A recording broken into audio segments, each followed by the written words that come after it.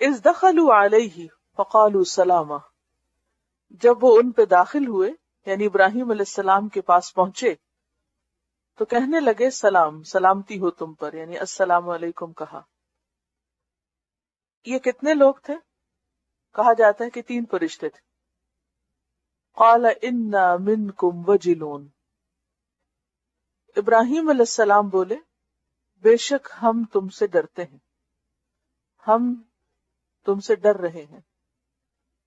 وجلون کا لفظ وجل سے ہے، دل میں خوف محسوس کرنا جو ظاہر نہ ہو لیکن انسان چاہے تو بول کر بتا دے، جیسے اس کیس میں۔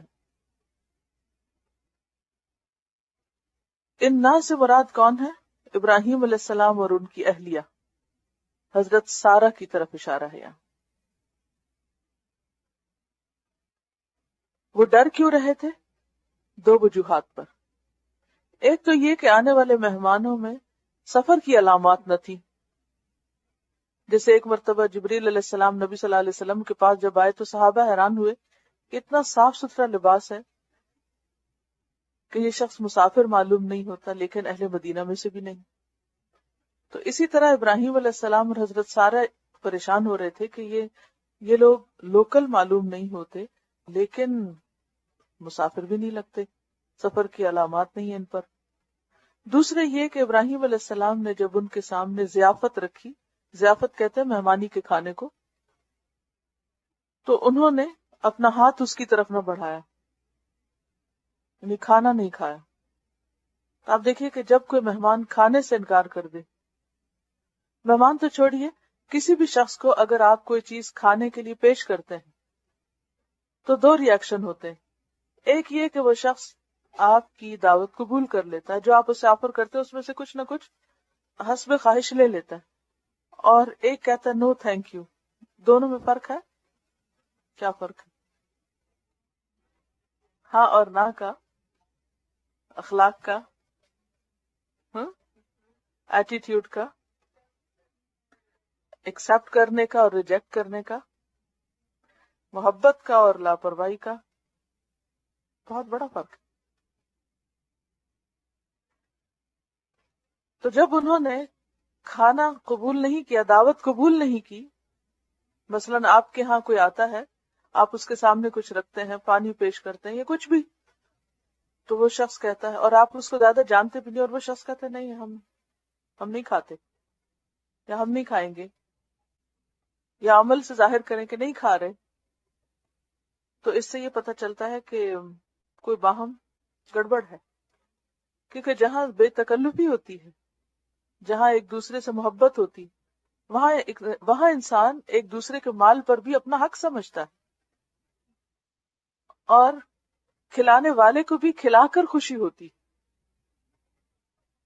اور کھانے والے کو کھا کر بھی خوشی ہونی چاہیے، اور یوں باہم محبت بڑھتی۔ لیکن جب کوئی بھی دعوت یا آفر قبول نہیں کی جاتی تو اس سے ایک اجنبیت جنم لیتی۔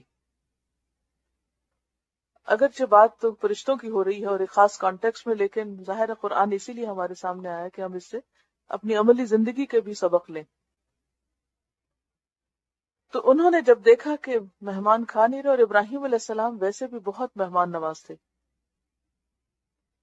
ان کے لیے کھانا مشکل ہوتا تھا اگر ان کے گھر کوئی مہمان نہ ہوتا۔ اور پھر آپ دیکھیے کہ جب وہ فرشتے آئے تو آپ نے ان سے یہ نہیں پوچھا اچھا آپ کیا کھائیں گے، ٹھنڈا پیئیں گے یا گرم پیئیں گے، میٹھا لیں گے یا نمکین، کھانا کھا کر آئے ہیں یا نہیں کھا کر آئے۔ اور پھر آپ دیکھیے کہ بچڑا جو ہے وہ بکرے سے بڑا ہوتا ہے، تو 3 لوگوں کے لیے بکرا تیار کرنا بھی بہت بڑی ضیافت ہے، اور کہاں یہ کہ بچڑا، اور وہ بھی اتنی محنت سے بھون کے تیار کیا گیا ہو۔ بھون سے مراد یہاں پر پتھر کے اوپر خاص طریقے سے پکاتے ہیں، اور اس زمانے میں کوئی اوون بھی نہیں تھے کہ آپ فوراً اس کو ہیٹ اپ کریں اور جو کچھ آپ نے میرینیٹ کر کے رکھا وہ ڈالیں اور تھوڑی دیر میں تیار ہو جائے۔ فریج فریزر بھی نہیں ہوں گے کہ انہوں نے پہلے سے ذبح کر کے رکھا ہوا ہوگا۔ تو مہمانوں کے آنے پر ذبح کرنا، اس کی کھال اتارنا جانور کی، اور پھر اس کو آگ پر اور گرم پتھر پر تیار کر کے لانا، روسٹ کر کے، محنت بھی ہے، تکلیف بھی ہے، اور احساس بھی ہے.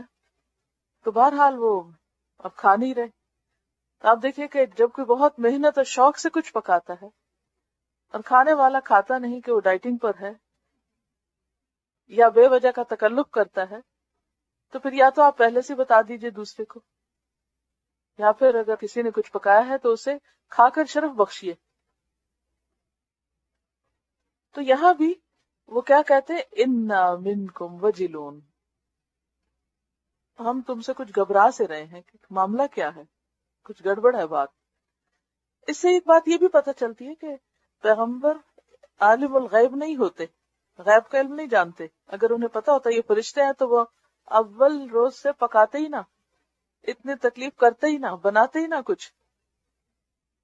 تو بہرحال یہاں مختصر سی آیت میں میل ملاقات کے بہت سے آداب پتہ چلتے ہیں. اذ دخلوا علیہ فقالوا سلاما، اس سے کیا پتہ چلتا ہے؟ جب کہیں داخل ہو تو سلام کریں، یعنی آنے والے کے بھی حصے میں کچھ ادب آداب. تو آنے والے تو چونکہ فرشتے تھے، ان سے بڑھ کر ادب آداب کون جانتا ہوگا ملاقات کے. لیکن آج کل ہم مسلمان ان تمام چیزوں سے خالی ہو گئے اور پھر بھی اپنے آپ کو بہت متقی سمجھتے ہیں.